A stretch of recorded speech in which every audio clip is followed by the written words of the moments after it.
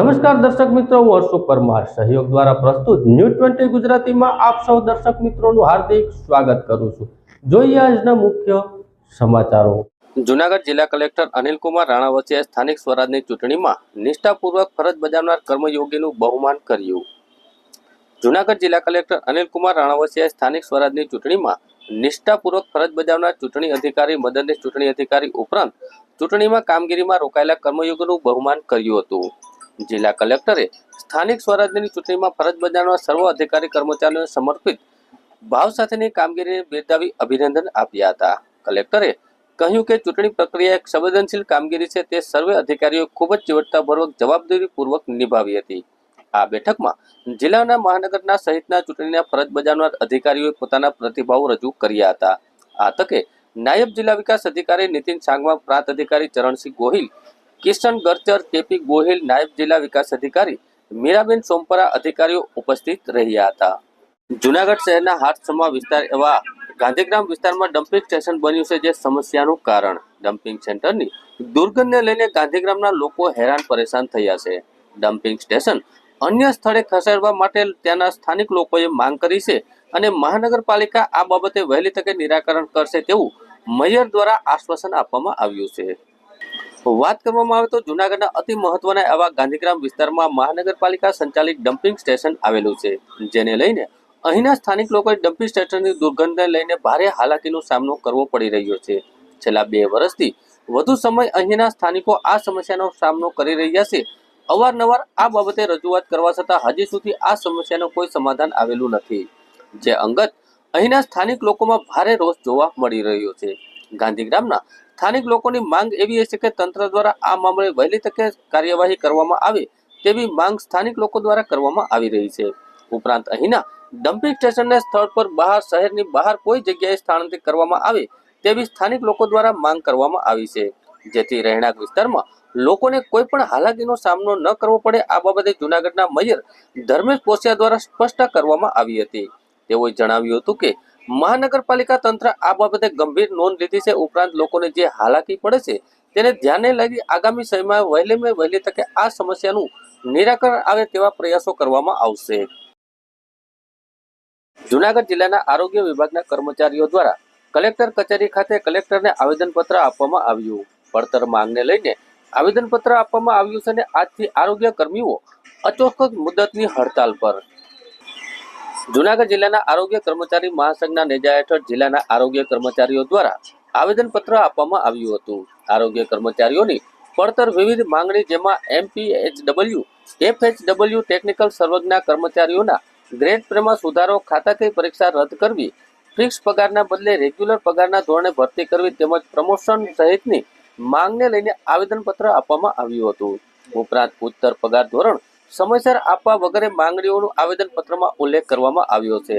આ તકે મોટી સંખ્યામાં જિલ્લા પંચાયત અંતર્ગતના ક્લાસ 3 વર્ગના આરોગ્ય કર્મચારીઓ હાજર રહ્યા હતા અને કલેક્ટર, DDO અને જિલ્લા આરોગ્ય અધિકારીને અનુક્રમે આવેદનપત્ર આપવામાં આવ્યું હતું। આ તકે આરોગ્ય કર્મીઓ દ્વારા જણાવવામાં આવ્યું હતું કે આગામી દિવસોમાં આજથી શરૂ થયેલ તેમની અચોક્કસ મુદતથી હડતાલ યથાવત રહેશે। તેઓ દ્વારા માંગ કરવામાં આવી હતી કે સરકાર દ્વારા સત્વરે આ બાબતે કોઈ નિરાકરણ લાવવામાં આવે તેવી તેને આવેદનમાં માંગ કરવામાં આવી હતી।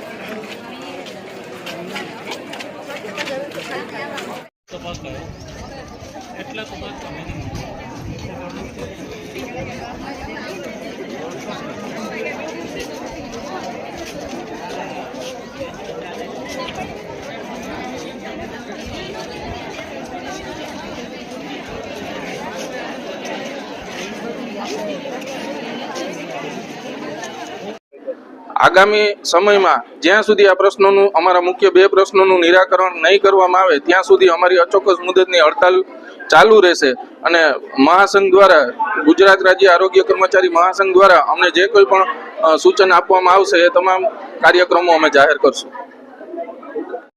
મારું નામ કૃપાલ સામતભાઈ હળિયા, પ્રમુખ જુનાગઢ જિલ્લા આરોગ્ય કર્મચારી મંડળ. આજરોજ અમે અમારા આરોગ્ય કર્મચારીને લગત 2 પ્રશ્નો બાબતે તારીખ 5/3 રોજ માર્ચસીએલનો કાર્યક્રમ આપેલ હતો અને સરકારશ્રીમાં 10 દિવસનું અલ્ટિમેટમ આપેલ હતું કે અમારા મુખ્ય 2 પ્રશ્નો અમારી કેડરને ટેકનિકલ ગણી અને પગાર વિસંગતતા જે છે એ દૂર કરવી અને અમારી ખાતાકીય પરીક્ષા રદ કરવી. આ બાબતે સરકારશ્રી દ્વારા અમારા પ્રશ્નોનું યોગ્ય નિરાકરણ કરી આપવામાં આવેલ નથી, જેથી અમે આજ 17 તારીખના રોજથી તમામ કર્મચારીઓ અચોક્કસ મુદતની હડતાલમાં જોડાયા છીએ અને આ બાબતે અમે કલેક્ટર સાહેબને, ડીડીઓ સાહેબને અને મુખ્ય જિલ્લા આરોગ્ય અધિકારી સાહેબને આ બાબતનું આવેદનપત્ર આપેલ છે. જુનાગઢ શહેરના ખામરોડ ચોકડી નજીક મારામારીનો વિડીયો વાયરલ થયો હતો, જેને પોલીસ દ્વારા 6 ઇસમોને પકડી પાડવામાં આવ્યા હતા. તેનું રિકન્સ્ટ્રક્શન કરવામાં આવ્યું હતું. વાત કરવામાં આવે તો જુનાગઢ શહેરના ખામરોડ ચોકડી નજીક એક મારામારીનો વિડીયો વાયરલ થયો હતો. પોલીસ દ્વારા ઝડપી પાડેલ ઇસમોનું રિકન્સ્ટ્રક્શન કરવામાં આવ્યું હતું.